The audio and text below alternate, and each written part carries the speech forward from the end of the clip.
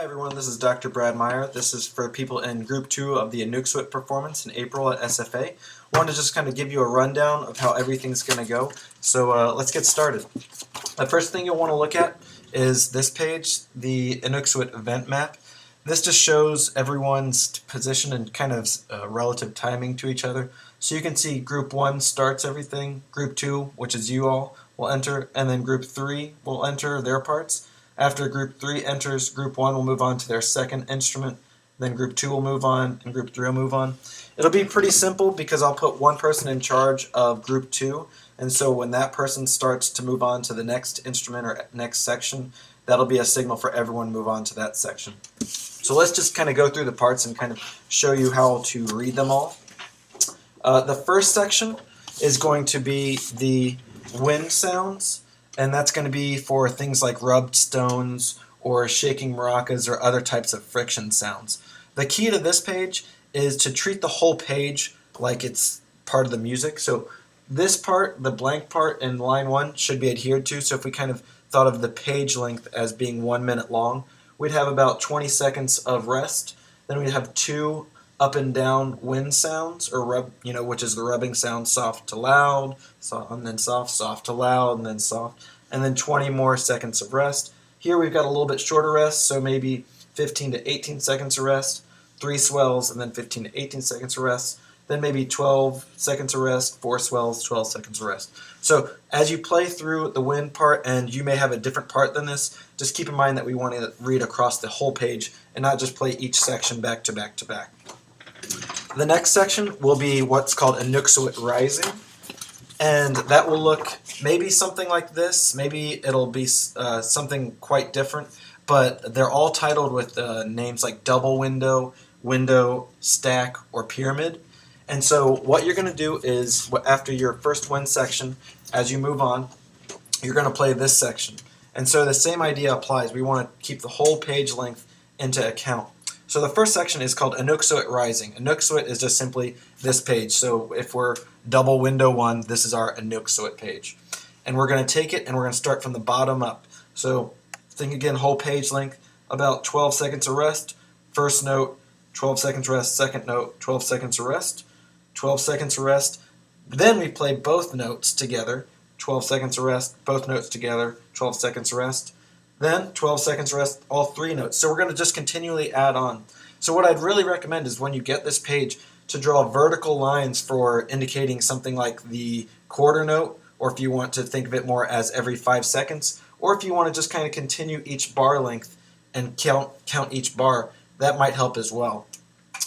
So as you get up, depending on what your Inuksuit is, it can be rather complex. So how you deal with that is up to you, whether you try to keep it very strict to the page, which is what I'd recommend, and what I'd also recommend is maybe trying to graph it out, because when we get to 5:4 and we have these rhythms versus 3:2s, when you get all the way to the top, that's a lot of things to keep in mind as you play, and it makes it a lot easier if you graph it out and have every line be a different color so you can kind of look vertically and have those indicators.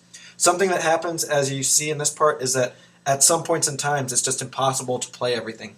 So if you find that yourself, or you find you're getting overwhelmed with the part, simply focus on the newest part plus however many parts you can add on. So if you can do 3 parts at once, let's say you're up to this line and you can only play these 3 right here together and you can't include the bottom ones, that's fine. But what we really want to emphasize is the newest part, so that by the top you're playing this and as many as you can at the bottom, whether that's 2, hopefully it's more, hopefully it's like 3. If you can play all of them, fantastic. If not, it's understandable. So how we got to, sorry I should have mentioned, when we start, we're going to all begin in the center. Groups 1, 2, and 3, we're going to begin in the center of the performance space. Group 1 will start to go out into their areas, which are the furthest away. Group 2, after Group 1 kind of gets out and going, Group 2 will start with those friction sounds, and you all will start to walk out to your setups, which will already be set up in the performance space. So we'll be doing that in the load-in time. So when you get there, just make sure you load in. I'll have a map where everyone's positioned, and then you'll put your instruments there. That way, as you go out from your part, you'll be able to stay there at your station. All right, so now that you've played through this at your station, then you move on to your waves part. All right.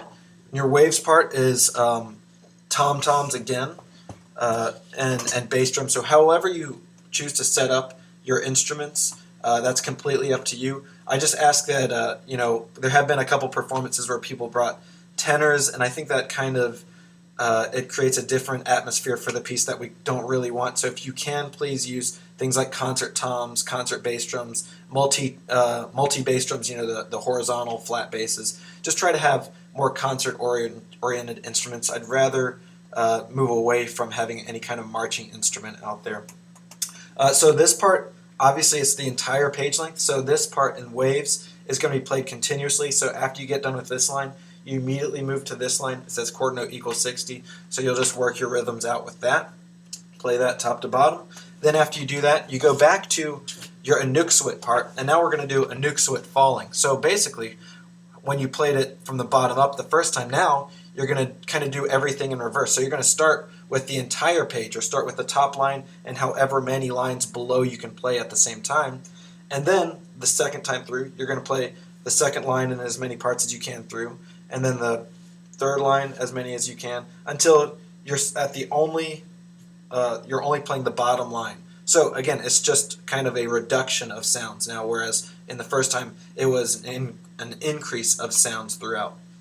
All right, then the last thing you're going to do is do your wind sounds, and this will have you walking back to the center of the performance area, and just the same idea with the wind sounds, except that we're doing this with a sizzle cymbal, so you can have that mounted and play it with one hand as you walk back into the center of the circle. And yeah, pretty simple. So if you have any questions, please let me know. Email me with whatever you like. I want to make this a great performance, so questions are welcome, so bring them, please. We look forward to having you in April, both myself and the SFA Percussion Studio. And yeah, let me know if you have any questions, and have a great day. Sorry, I just wanted to correct myself. I said that during the final wind section, when you play sizzle cymbals in group 2, you actually do that at your station. So once you finish playing your sizzle cymbal at your station, then you can wander around and listen to the performance as the group 3 people finally move back into the center to kind of close out the performance. But the only thing that is moving when you're playing is the first wind section. Everything else will be done at the station that your instruments are at. So hope that clarifies that.